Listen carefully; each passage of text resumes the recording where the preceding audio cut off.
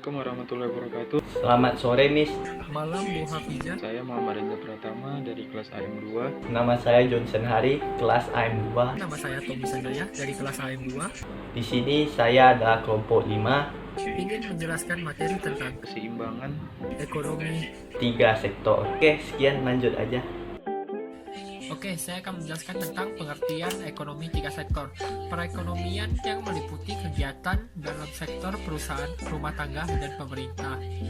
Campur tangan pemerintah dalam perekonomian menimbulkan dua perubahan penting dalam proses penentuan keseimbangan pendapatan nasional, yaitu yang pertama, pungutan pajak yang dilakukan oleh pemerintah untuk mengurangi pengeluaran agregat melalui pengurangan atas konsumsi rumah tangga. Yang kedua, pajak memungkinkan pemerintah melakukan pembelanjaan dan ini akan menaikkan pembelanjaan agregat. Baru yang ketiga, kedua aliran pengeluaran atau pendapatan ini akan mengubah pola aliran pendapatan dalam perekonomian.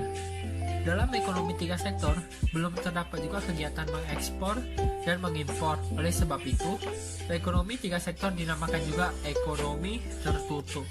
Oke, yang kedua, aliran pendapatan secara keseimbangan.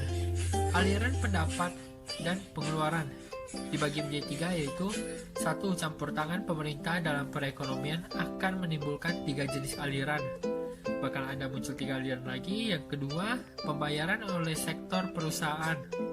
Ini juga nanti ada bagiannya lagi. Baru yang ketiga, pendapatan yang diterima rumah tangga. Sekarang berasal dari 2 sumber, nanti 2 sumbernya ada lagi. Oke, ini untuk saya saja. Selanjutnya akan dilanjutkan oleh Muhammad Reza.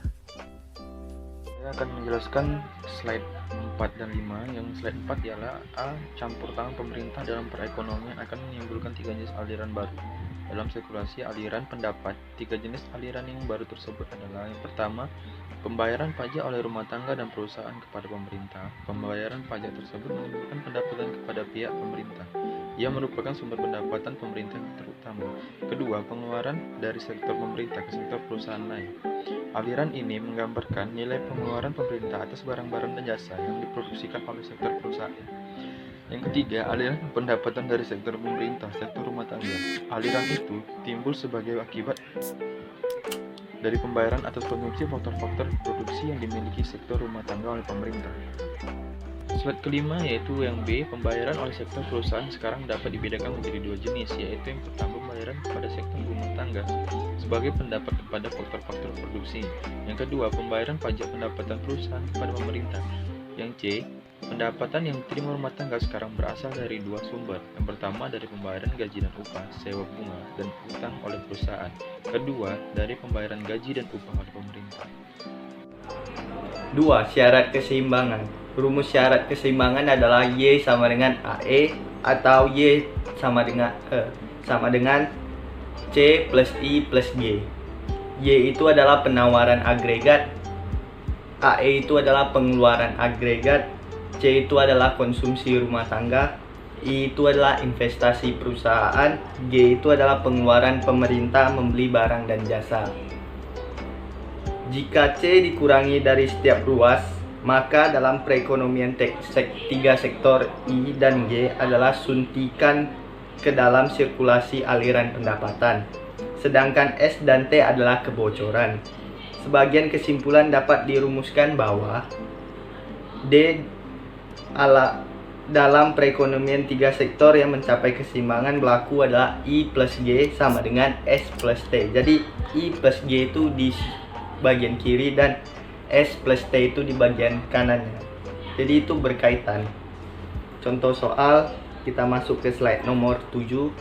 Itu contohnya adalah jika diketahui C sama dengan 60 plus 0,75Y dan S sama dengan 0,2Y kurang 100. Nah, kita ketahuinya I-nya 120, G-nya sama dengan 60. Hitunglah Y keseimbangan. Rumusnya adalah Y sama dengan C plus I plus G. Jadi sama dengan 60 plus 0,75Y plus 120 plus 60. Jadi hasilnya adalah 0,25Y sama dengan 240 atau Y sama dengan 960. atau kita pakai rumus I plus G sama dengan S plus T.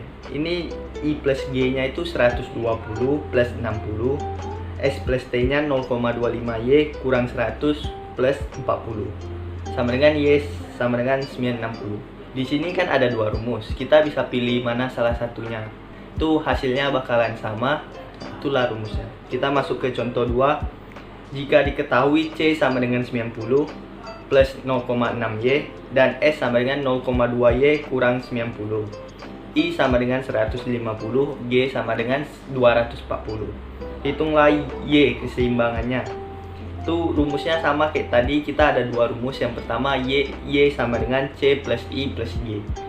Jadi Y itu 90 plus 0,6Y plus 150 plus 240. Jadi sama dengan Y sama dengan 1200. Di sini kita bisa pakai rumus yang kedua, I plus G sama dengan S plus T.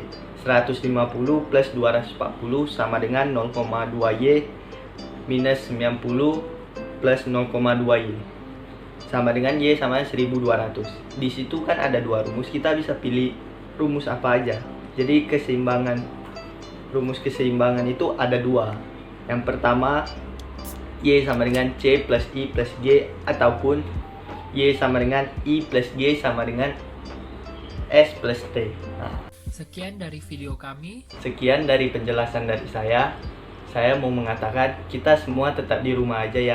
Tetap selalu di rumah dan jaga kesehatan Ibu Hafiza. Stay at home. Stay at home, Bu. Stay at home aja, jangan kemana-mana. Jaga kesehatan Jika ada kesalahan kata, saya minta maaf. dan semangat terus ya, Ibu. Terima kasih. Terima kasih.